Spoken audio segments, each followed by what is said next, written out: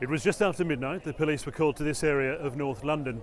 There had been large crowds in the area attending prayers at the Finsbury Park Mosque. Witnesses say that as people were on the streets, a van drove through the crowd, knocking people down. The witnesses say bystanders were able to apprehend one person who was in the vehicle. They believe it was the driver. We've heard various witness reports suggesting there may have been more than one person in the vehicle. What they're telling us is that one man was pronounced dead at the scene. Officers, they say, are in the process of informing this person's next of kin. 8 people were injured, taken to 3 separate hospitals. 2 people treated at the scene for minor injuries. They then say, and this is an interesting point to make, at this stage there are no reports of any persons having suffered any knife injuries. That's a direct quote. The driver of the van, a man aged 48, was found detained by members of the public at the scene and then arrested by police in connection with the incident.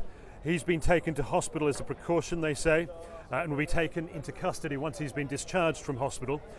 He will also be subject to a mental health assessment in due course, they say. They say the police counter-terrorism command are in charge of this. They're the ones overseeing this.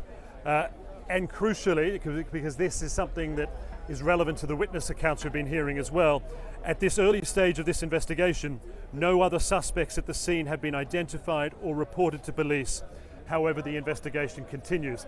That's important because, as we've been saying, from the witnesses that we've been speaking to, people who say they saw these events unfold, many of them say they saw more than one person in that vehicle, 2, possibly 3 in total. Those were some of the witness accounts that we've heard this morning. They talk about seeing people run from the scene.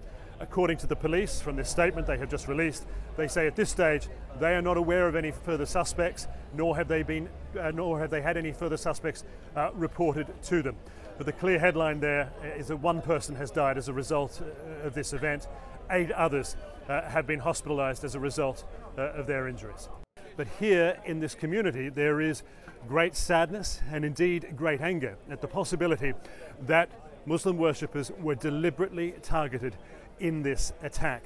And it follows a number of recent terror attacks in London and Manchester this year. And there are great concerns here this morning about what this will mean for efforts to keep this city and this country united in the face of this sort of violence. I'm Phil Black, reporting from London.